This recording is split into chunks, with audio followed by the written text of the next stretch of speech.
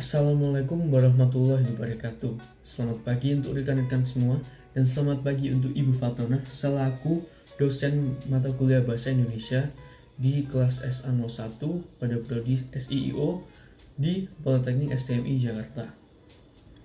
Kali ini saya akan mempresentasikan tugas makalah ilmiah yang berada di dalam bentuk PowerPoint. Namun sebelum itu saya akan memperkenalkan diri saya terlebih dahulu. Saya Rizky Fahmi Ridho dengan NIM 1321030. Saya berasal dari prodi SIO SA01. Tim penyusun kami yaitu Erland Novel Zafif, Wahyu Widiatmoko, Rizky Fahmi Ridho atau saya sendiri, dan yang terakhir Taufik Zaki Wicaksono.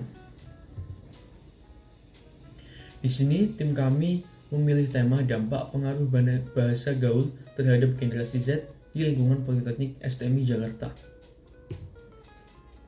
Nah, materi yang akan dijelaskan yaitu pada bab pertama ada latar belakang rumusan masalah, tujuan penelitian, sistematika, batasan dan manfaat penelitian.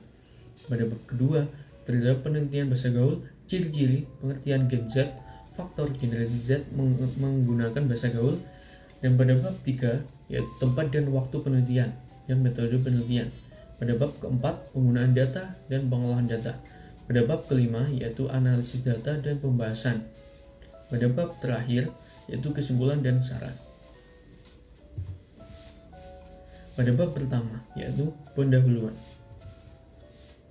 Latar belakang. Manusia merupakan makhluk sosial yang saling berinteraksi dengan sesamanya dalam memenuhi berbagai kebutuhan hidup. Dalam interaksi tersebut, tentu manusia membutuhkan bahasa yang mana sebagai alat komunikasi manusia dalam berinteraksi. Seiring perkembangan zaman, penggunaan bahasa Indonesia mulai mengalami perubahan serta digantikan oleh penggunaan bahasa gaul oleh para remaja, terutama remaja generasi Z. Para remaja ini dalam kesehariannya lebih memilih bahasa gaul ketimbang bahasa Indonesia yang baku. Ini dikarenakan bahasa gaul begitu mudah untuk digunakan berkomunikasi. Berdasarkan perkembangannya, bahasa gaul telah banyak terasimilasi dan menjadi bahasa umum. Bahasa gaul juga sering digunakan sebagai bentuk percakapan sehari-hari dalam pergaulan di lingkungan sosial, bahkan media-media populer seperti TV, radio, bahkan dunia perfilman nasional. Bahasa gaul tentu boleh berkembang, namun alangkah baiknya kita para remaja khususnya generasi Z mengetahui apa saja dampak yang akan diterima dari perkembangan tersebut. Oleh karena itu, kami berinisiatif mengambil makalah dengan judul Dampak Bahasa Gaul Terhadap Generasi Z di Lingkungan Politeknik STMI Jakarta. Semoga dengan makalah penelitian ini, para pembaca khususnya generasi Z dapat mengetahui pentingnya dampak bahasa gaul terhadap generasi kita sendiri, yaitu maupun dari segi positif maupun negatifnya. Rumusan masalah. Berdasarkan pemaparan di atas dapat ditarik sebuah rumusan masalah sebagai berikut. Bagaimana dampak bahasa gaul terhadap generasi Z? Tujuan penelitian ini yaitu untuk mengetahui bagaimana dampak bahasa gaul terhadap generasi Z. Sistematika penulisan. Penyajian ini dibagi dalam beberapa bab dengan tujuan untuk mempermudah pencarian informasi yang dibutuhkan serta menunjukkan penyelesaian pekerjaan yang sistematis. Pembagian bab tersebut adalah sebagai berikut. Bab 1 yaitu pendahuluan berisi tentang latar belakang, rumusan masalah, tujuan penelitian, batasan penelitian, manfaat penelitian, dan sistematika penelitian. Yang bab kedua yaitu landasan teori, memuat teori-teori yang menjadi dasar pengetahuan yang digunakan dalam menyusun makalah untuk mengetahui dampak bahasa gaul terhadap generasi Z. Pada bab ketiga, metodologi penelitian. Pada bab ini diuraikan mengenai tempat dan waktu penelitian dan metode apa yang dipakai dalam penelitian untuk makalah ini. Pada bab keempat, yaitu mengenai pengumpulan dan pengolahan data, berisi tentang hasil-hasil pengumpulan data dan bagaimana mengolah data yang sudah kita kumpulkan. Yang bab kelima, mengenai analisis dan pembahasan, berisi pembahasan tentang metode dari tinjauan umum dan tinjauan khusus yang terdiri dari format organisasi, masalah yang sedang dicari atau sedang diteliti, menyelesaikan masalah, aktivitas analis, hingga hasil akhir. Pada bab terakhir atau bab 6, kesimpulan dan saran, berisi tentang kesimpulan dan saran dari hasil penyusunan proyek yang telah disusun. Nah, selanjutnya batasan penelitian. Penelitian ini memiliki batasan dalam penulisannya, yakni dalam penulisannya hanya berfokus pada dampak bahasa gaul terhadap generasi Z yang marak dipakai kehidupan sehari-hari mereka dengan beberapa individu latar belakangnya berbeda dalam ruang lingkup Politeknik STMI Jakarta. Nah, manfaat penelitian ada dua, yaitu manfaat teoritis dan manfaat praktis. Pada manfaat teoritis, penelitian ini diharapkan mampu memberikan pengetahuan bagi para pembaca, khususnya terkait bahasan tentang penggunaan bahasa gaul di kalangan generasi Z. Lalu penelitian ini diharapkan mampu memberikan edukasi bagi para pembaca untuk bisa menempatkan bahasa gaul di tempat yang seharusnya. Yang ketiga, yaitu penelitian ini diharapkan dapat digunakan sebagai bahan untuk referensi bagi peneliti selanjutnya yang menggunakan variabel atau teori dengan latar belakang yang sama. Selanjutnya yakni manfaat praktis. Dengan adanya penelitian ini diharapkan mampu menjadi bahan evaluasi bagi pembaca, khususnya generasi Z, mengenai pentingnya mengetahui dampak bahasa gaul terhadap generasi Z. Ada dua, yaitu bagi masyarakat dan lingkungan. Gagasan ini dapat menjadi solusi untuk mencegah kesalahpahaman interaksi yang terjadi. Yang B, yaitu bagi generasi Z sendiri. Penelitian ini dapat mengetahui dampak apabila kita menggunakan bahasa gaul. Dan bab kedua yaitu landasan teori. Pengertian bahasa gaul. Bahasa gaul merupakan cabang dari bahasa Indonesia sebagai bahasa pergaulan. Istilah ini pertama kali muncul pada akhir 1980. Dalam kurun waktu tertentu, bahasa gaul sering digunakan sebagai sarana komunikasi di kalangan remaja dalam suatu kelompok atau komunitas tertentu. Hal ini dikarenakan remaja memiliki bahasa sendiri untuk mengekspresikan diri. Menurut Mulyana, tahun 2008, bahasa gaul adalah sejumlah kata atau istilah yang mempunyai arti dengan khusus unik, menyimpang, atau bahkan bertentangan dengan arti yang lazim ketika digunakan oleh orang-orang dari subkultur tertentu. Nah, lanjut pada ciri-ciri bahasa gaul. Bahasa gaul memiliki ciri-ciri dan pengucapan yang berbeda serta tersendiri jika dibandingkan dengan bahasa Indonesia yang baku. Namun, pada penulisan atau penggunaannya tidak berbeda banyak dari bahasa Indonesia yang baku. Seperti pada contoh di bawah ini, yaitu merupakan kosakata khas nomor 1. Aku sebagai gue atau gue pada bahasa gaul. Kamu sebagai lo, lu, atau elu. Nah, ibu sebagai nyokap, ayah sebagai bokap. Yang kedua yaitu penghilang huruf awal, yaitu seperti memang menjadi emang, sama menjadi ama, saja sebagai aja, sudah menjadi udah. Yang ketiga yaitu yang kita definisi merupakan penghilang H, hangat menjadi angat, bohong menjadi bohong, hitung menjadi hitung, hilang menjadi hilang. Lalu penggantian huruf, capai menjadi capek, senang menjadi seneng, hangat menjadi anget. Selanjutnya yaitu penggantian diftong. Diftong itu merupakan kata-kata seperti I, maksudnya huruf pada belakang kata seperti I, pakai, sampai, ramai gitu. Nah, sampai ya ini kalau pada bahasa gaul menjadi sampai, pakai menjadi pakai, ramai menjadi ramai, gulai menjadi gulai. Yang keenam yaitu pemendekan kata. Jadi bagaimana menjadi gimana, begini menjadi gini, begitu menjadi gitu, ini menjadi ini. Nah, selanjutnya yaitu mengenai pengertian generasi Z. Pengertian generasi Z. Generasi Z atau Gen Z disebut sebagai generasi yang lahir setelah generasi Y. Kumpulan orang yang termasuk dalam generasi ini adalah mereka yang lahir di tahun 1996 sampai dengan 2012. Jadi bila Anda lahir di rentang waktu itu, maka Anda juga turut termasuk dalam generasi Z. Gen Z merupakan generasi yang lahir usai era generasi milenial.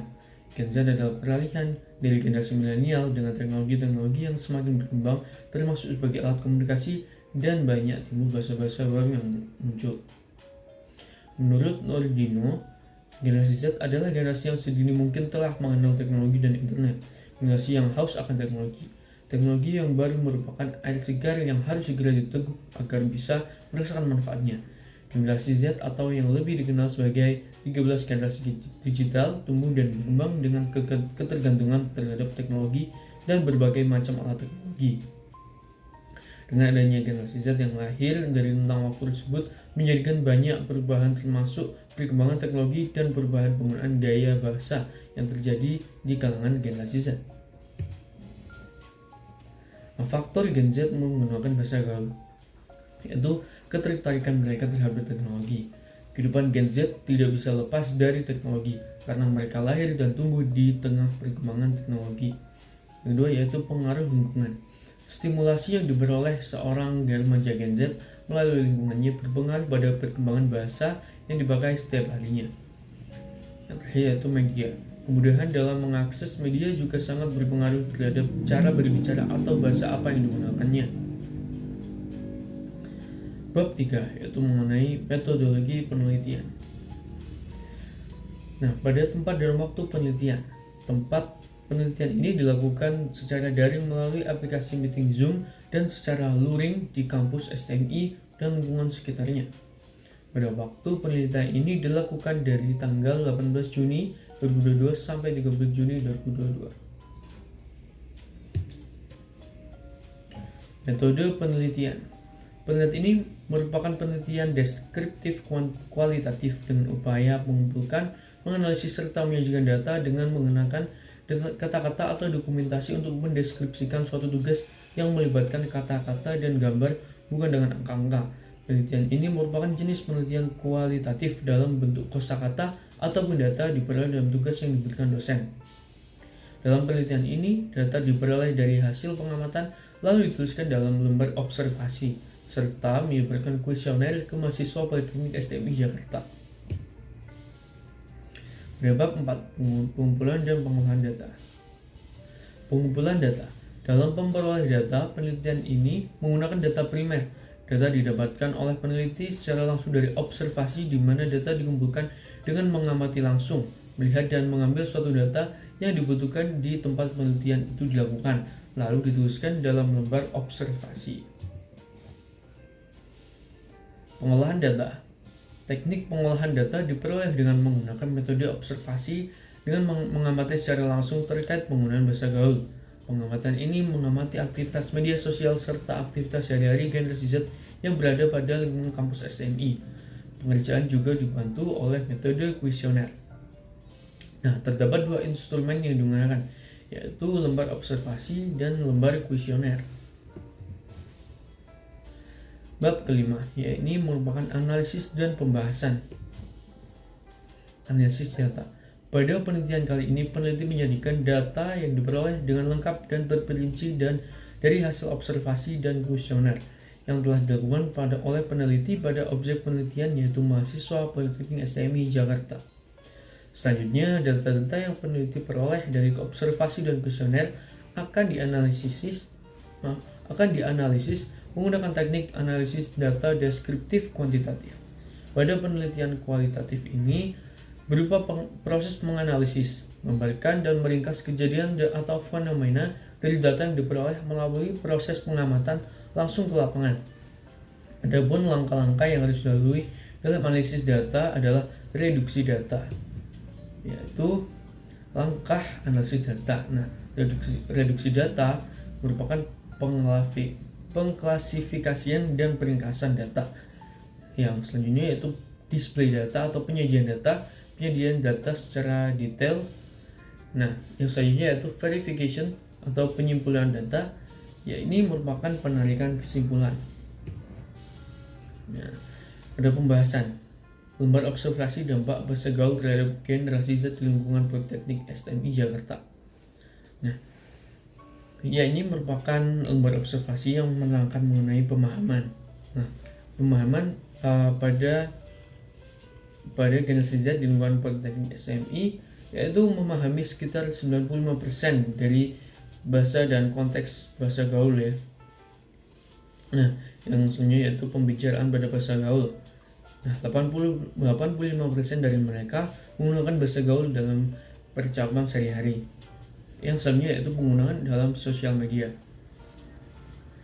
Nah, 80% dari mereka penggunaan bahasa gaul di media sosial. Nah, yang selanjutnya yaitu penerapan pada tempat.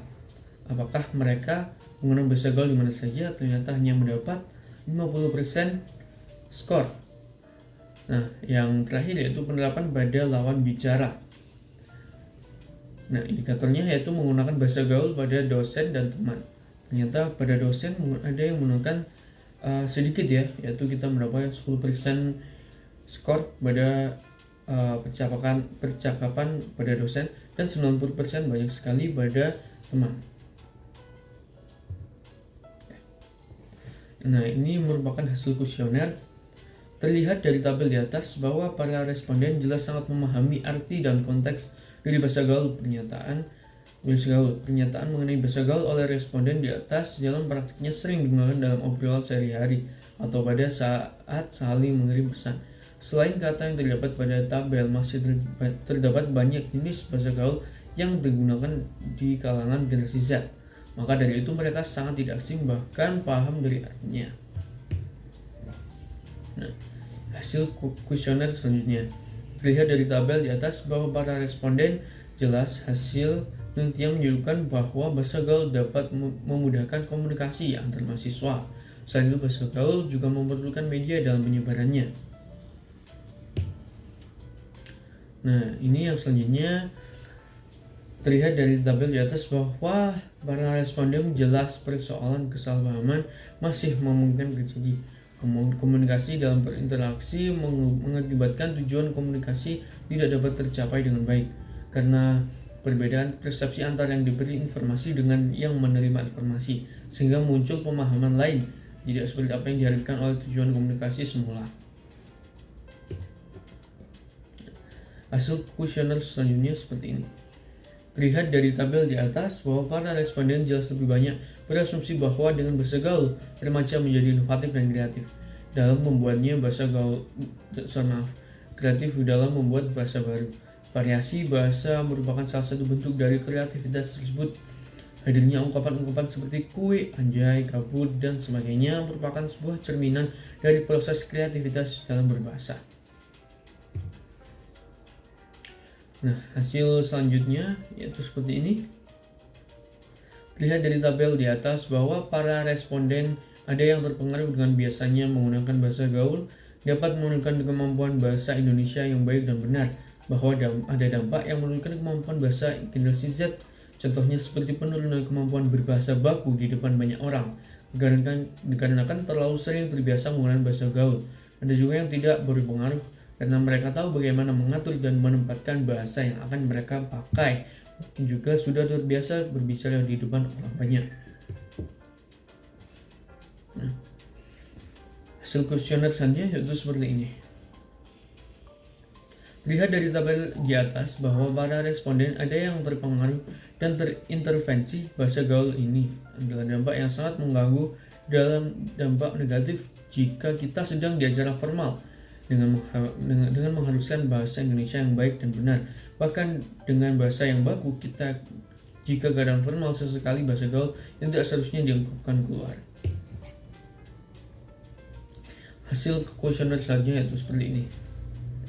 Dilihat dari tabel di atas bahwa para responden mengalami kesalahpahaman berbahasa jika menggunakan bahasa gaul dengan lawan bicaranya dari luar daerah. Ini jelas karena bahasa gaul di daerah masing-masing berbeda. Nah, kuesioner selanjutnya seperti ini. Terlihat dari tabel di atas bahwa para responden 9 diantaranya mengatakan tidak menganggap kaku karena ada juga orang yang sangat baik mengatur kebahasaannya, pintar menempatkan bahasa yang benar sesuai tempat dan keadaan, dinilai sangat sah saja bagi responden. Ada juga yang mengatakan kaku.